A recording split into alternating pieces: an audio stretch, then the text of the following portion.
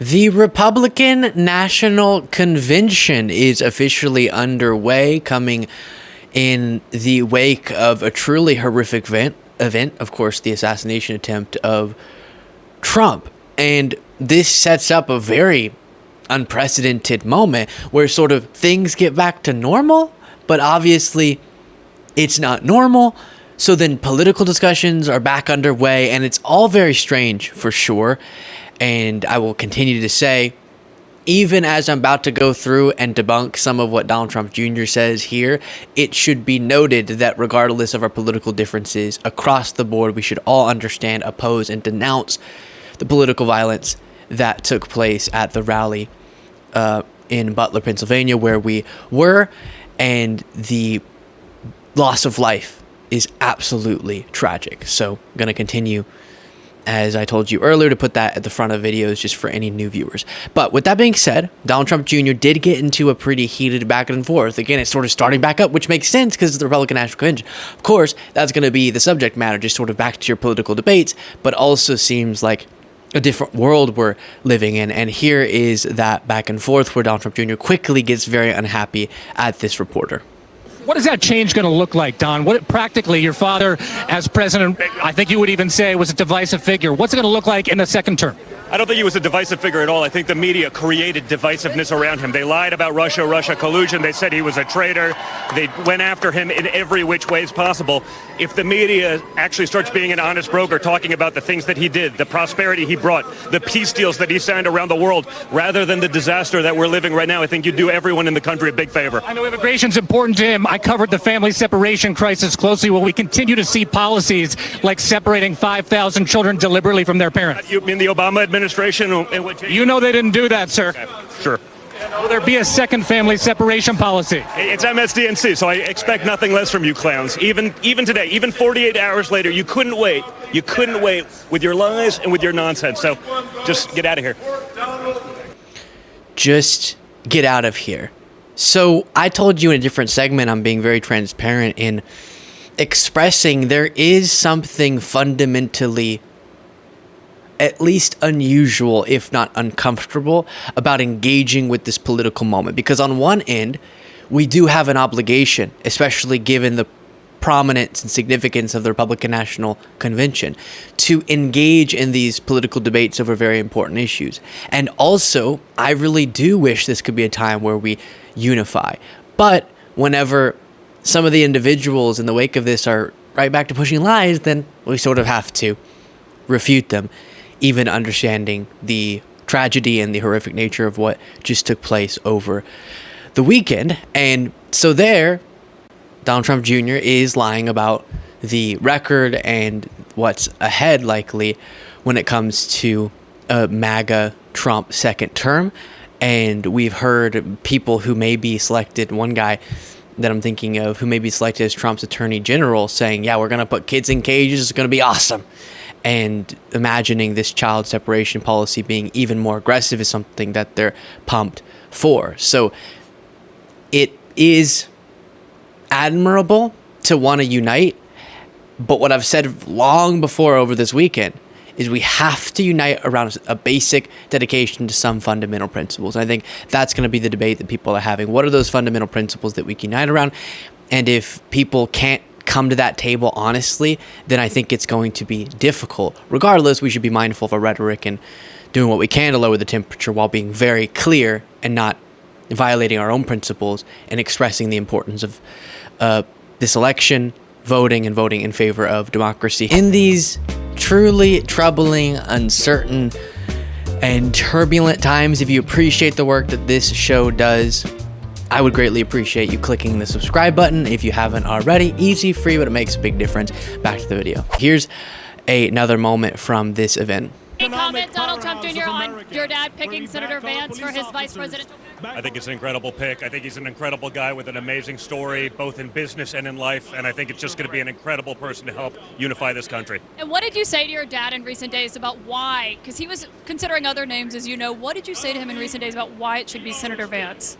Listen, I think I've seen him on TV. I've seen him prosecute the case against the Democrats. I think no one's more articulate than I've seen him on TV as an interesting response to why a vice presidential pick was picked. And I think his story, his background, really helps us in a lot of the places that you're going to need from the Electoral College standpoint. And I think it's just going to be a great choice. When did you find out that he had made the pick of Senator Vance? A couple seconds ago.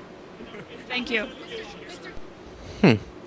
So we will be talking about in a different segment now that JD Vance has been picked, which in a different segment, if you're a full show viewer listener, an earlier one, I didn't know that at the time whenever I was reviewing something. And so my points have changed a little bit, but now JD Vance is the VP pick, and that comes after he has a long history of saying very aggressive things about Trump, right? Being very negative about Trump, going as far as saying Trump's America's Hitler is what, or maybe America's Hitler is what JD Vance had expressed in the past, and now he's Trump's VP pick. So answering for that, especially as MAGA is saying that this former Republican, reportedly conservative, but again, I'm leaving the options open. Maybe he has shifted to the left. We will wait until the investigation is concluded. But the shooter, many MAGA folks are saying anyone who has pointed to the authoritarian impulses of Trump and compared that to past leaders, that is to blame for what took place. JD Vance is one of those people, right? So it's sort of an interesting thing. But here's Donald Trump Jr. again. Having had it, having been in it, having been both my father as a president, as a candidate, my own details, someone to get out on an open roof within 130 yards, I'm not going to be the guy to be conspiratorial, but something went wrong. Should he stop? Yeah, and something that I can absolutely agree with Donald Trump Jr. on, something did indeed go wrong, where the most obvious place, would you agree, that a shooter could be, a shooter was? That doesn't make any sense, given even just from firsthand experience, observing how much security was there. Why wouldn't they have a person on that roof? Truly, truly concerning. A mistake was made, I think, is the quickest, easiest, most logical assumption, but that needs to be investigated and people need to be held accountable. And then you have Mitch McConnell actually being booed, just showing you that even Mitch McConnell isn't MAGA enough anymore.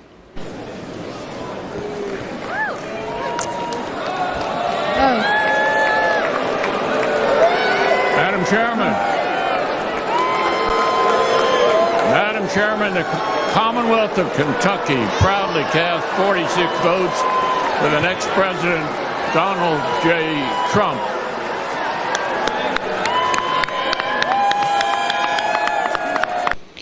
Yeah, and seeing the past things he's said, the fact that he's there being supportive is stunning, and also not surprising that the crowd doesn't love Mitch McConnell because of Trump's rhetoric about Mitch McConnell. Speaking of the dangerous rhetoric that I think all sides need to be mindful of toning down, I'm pretty sure, quote unquote, a death wish is what was described from Trump about Mitch McConnell. Then you have this that I just want to include in this segment before getting to Mike Johnson, the Speaker of the House, having some tech troubles on stage. There's been a lot of focus from the media for the last 10 years, from the Biden campaign over the last several years, on the idea that President Trump is an incipient dictator. I mean, just days before the attempted shooting, President Biden was tweeting out that Donald Trump would be a dictator. The New Republic ran an issue in which the cover was a mashup of Donald Trump's face with Hitler's face. When you say that sort of stuff over and over and over again, as I've said, any shooter is responsible for what the shooter does. But if you keep turning up the temperature on the pot of water on the stove, you shouldn't be surprised when it boils over. And it seems to me that centralizing message that if your political opposition wins, it's the end of the country, that sort of talk is inherently dangerous. Well, of course it is. And There's been a lot of focus. Yeah, and that was Ben Shapiro. Aaron Rupar said this clutching of pearls would be more effective if Trump hadn't literally said himself that he plans to be a dictator on day one. Yeah, and also, I've covered a bunch of speeches for you all, and Trump's constantly saying it's going to be the end of America if he loses. So I guess the inconsistency is upsetting, but I don't know if I did have any hope, but I'm disappointed at how quickly it's all getting back to business as usual. I know that this is obviously what was going to happen, but there were at least a lot of people saying with their mouths that, you know what, this has really made me rethink, and we should be able to unite. And they're just back to sort of spewing the normal nonsense, and that's really disappointing. But I think for us, as a pro-democracy movement, we can demonstrate in the wake of a horrific event like this what integrity looks like and what we mean when we say we can unite. It just has to be around a dedication to democracy, to this process, to these American principles, and then those that we disagree with and we can't unite with on that level, we only oppose through our democratic process. Never violence. And we cannot resort to, which is something I made quite the effort to do on the show, in contrast to some of my counterparts in this space, be very clear about the stakes and the threat that is posed to democracy. That just, I have to say it's true, right? But never resort to dehumanization, which we do hear some people across the political spectrum do. And we can make our case, and we can make clear what the stakes are and why people need to vote against MAGA in this election and for a common sense pro-democracy agenda without resorting to that sort of rhetoric. And I think a lot of people do that very well in this space. And because of what just happened, it should be, however impactful this is, you audience members are not the people who would do a deranged thing like that. And it seems like it might have been a conservative.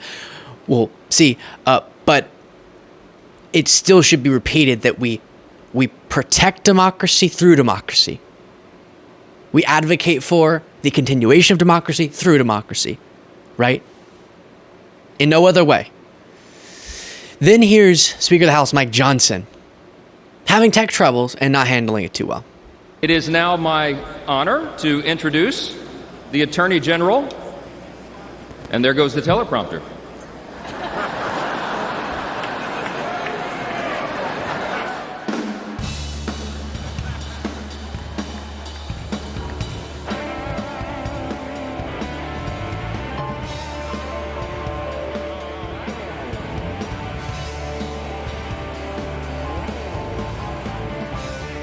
It is now.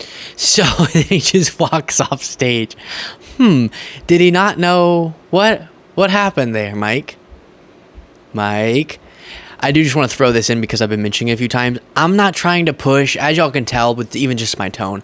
This is too serious. I'm getting really upset with the conversations I'm seeing online.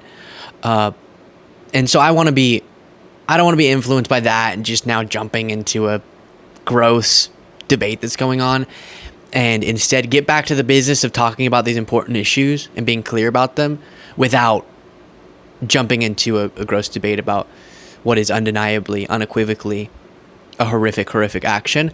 And so when I'm bringing these stories to you, if we get contradicting information, I'll show those to you as well. It's not a narrative here, it's just the latest, because it is interesting as we try to understand this shooter's motive. The Daily Beast reports Trump rally gunman was, quote, definitely conservative, classmate recalls. We have gotten reports that this guy donated like $15 to a progressive cause, but then the same name, Thomas Crooks, also could be someone else who donated, and that would make this make a little bit more sense as to why he was registered Republican. Classmates saying he was definitely conservative, gun enthusiast, etc. And so I'm also showing this, just MAGA folks, as you can see with at least myself and elected Democrats across, powerful Democrats are in unison denouncing this. Could you also come to the table a little bit with some humility about this? Because you're instantly jumping to it must have been Antifa. And maybe if it ended up being Antifa, we would talk about that too. But seems like maybe not. A former classmate of the 20-year-old man who tried unsuccessfully, the Daily Beast reports, to kill former President Donald Trump at a Pennsylvania rally on Saturday recalled him being staunchly to the right of the political spectrum. Quote, he definitely was conservative, Max R. Smith told the Philadelphia Inquirer of Thomas Crooks. It makes me wonder why he would carry out an assassination attempt on the conservative candidate. Smith shared an American history class with Crooks and remembered a mock debate where their teacher made students stand on one side of the classroom or another to signal their allegiance. The majority of the class were on the liberal side, but Tom, no matter what, always stood his ground on the conservative side. That's still the picture I have him, just standing alone on one side while the rest of the class was on the other. And so since then, things could have changed. He's only 20, so it wasn't that long, or he was only 20, not that long since then. And he did reportedly have an AR-15. So if my ideal policies were implemented, him as a 28-year-old wouldn't have that. And actually nobody would, except for military, people who absolutely need it, but not just random citizens. And so all around, just horrific. I'll keep updating you on that type of stuff because I do know it's consequential, but you don't have to jump right into it, I guess is my message. I tried yesterday after uploading the initial video about being at the rally to just sort of detach a little bit, because we don't need to all be reacting ourselves into oblivion, sort of, right? One side says something, the other side. And so if you can sort of not listen so much to the outrage machine and instead stay focused on what is the message about this election, because that hasn't changed, but doing so in a way that is mindful of the moment, and we'll just keep taking it one day at a time. Let me know what you thought of that in the comments. If you do want to get an extra episode of the show, you can do so by clicking the join button below. We do an extra bonus show daily.